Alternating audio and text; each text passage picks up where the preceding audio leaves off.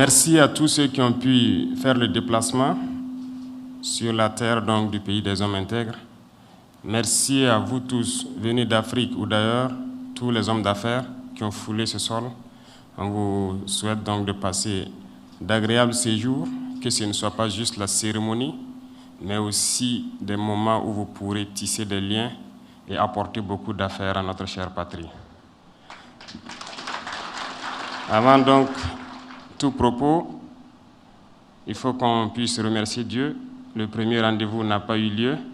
Aujourd'hui, donc, nous sommes là. Rendons grâce à Dieu de nous avoir permis d'être là en bonne santé et de tenir donc cette cérémonie d'installation du président du Conseil national du patronat burkinabé. Rendons aussi hommage donc à nos forces de défense et de sécurité, toutes les forces combattantes qui, par leur action, nous permettent d'être là, ici, aujourd'hui, en paix, en train de communier, en train de dessiner l'avenir donc du Burkina Faso. Nous sommes là pour vous encourager et nous sommes là aussi pour vous exprimer toute notre gratitude. Comme vous l'avez dit, le secteur privé, hormis agricole, emploie plus de 2 millions de Burkinabés. Et nous ne pouvons qu'accompagner et être aux côtés donc, du secteur privé. Merci donc pour tout le soutien que vous avez pu apporter, donc, certes, à ce pays, à travers cette lutte que nous menons, par vos contributions diverses, des petits commerçants, des petits producteurs, jusqu'aux grands opérateurs économiques. Chacun a contribué d'une manière ou d'une autre à ce que nous puissions mener la lutte que nous menons aujourd'hui. Donc, merci à vous pour tous ces apports. Merci à vous pour les efforts consentis. Merci à vous pour votre résilience, parce que dans un contexte de guerre, nous savons bien que les affaires sont touchées en plein cœur. Mais vous continuez de résister et d'accompagner le gouvernement donc, dans sa vision. On ne peut que vous remercier pour cela. En plus des remerciements aussi, permettez-moi de vous décliner peut-être quelques visions et quelques souhaits donc, de l'exécutif pour que côte à côte nous puissions marcher pour le bonheur donc, des Burkinabés. Si j'ai bonne mémoire, il n'y a pas longtemps, en tout cas, nous avons fait l'effort de croiser beaucoup de couches représentant donc, le patronat burkinabé, et notamment donc, les banquiers, en mois d'août, si je ne me trompe, où nous avons souhaité à ce qu'on puisse avoir une nouvelle dynamique et qu'on puisse avoir des rencontres permanentes, tout ça pour soutenir le secteur privé. En ces termes, on s'était exprimé et nous avons souhaité qu'il y ait des propositions dans le sens que le gouvernement puisse accompagner le secteur des finances pour pouvoir créer de nouvelles entreprises. Tout ça pour le renforcement donc, du secteur privé burkinabé. Certes, jusqu'à ce jour, nous n'avons pas eu de réponse d'abord. Je vous le rappelle ici, chers banquiers, que je suis à l'écoute toujours. Parce que le gouvernement, par ma voix, donc, a souhaité que même s'il faille que le gouvernement puisse avoir des garanties sur certains secteurs, certains projets portés par les jeunes, nous allons le faire. Il faut qu'on discute et qu'on trouve un terrain d'entente pour que vous puissiez mener aussi vos activités sans trop de risques. Donc, je reste à l'écoute et j'espère attendre vos réponses avant la fin de l'année. Bien sûr.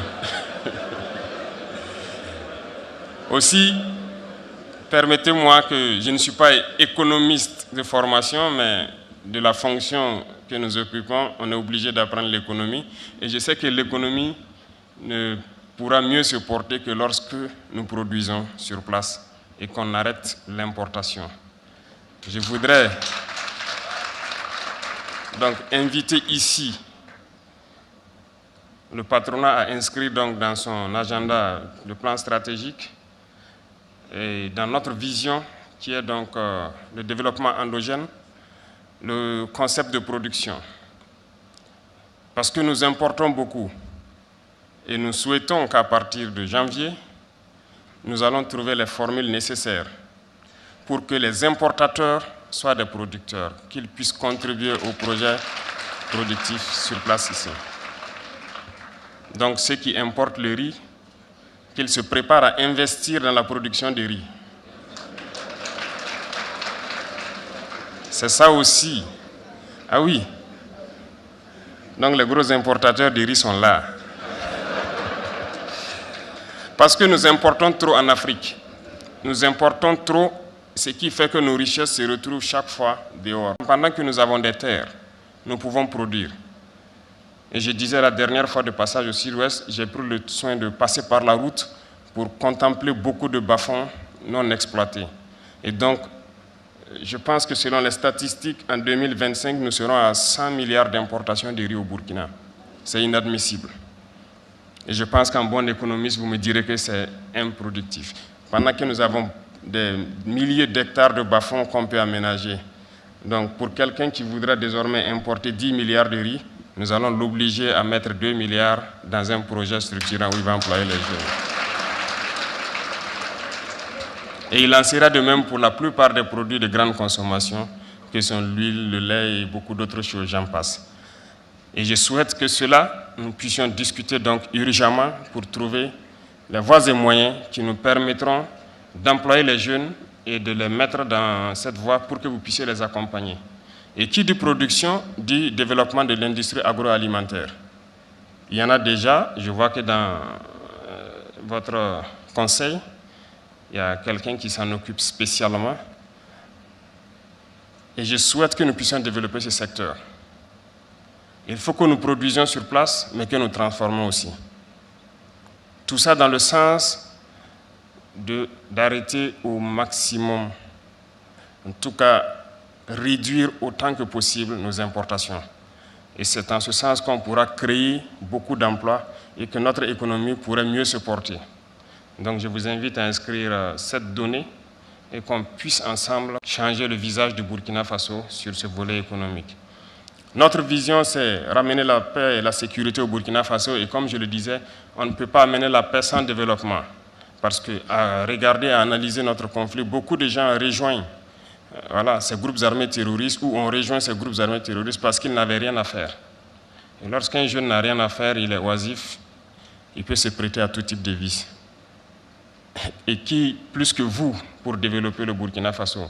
Vous avez embarqué dans cette barque de développement-là, et on ne peut que compter sur vous pour qu'ensemble on puisse réduire le taux de chômage au Burkina Faso et empêcher que nos jeunes ne se retrouvent dans le grand banditisme et aujourd'hui dans le terrorisme.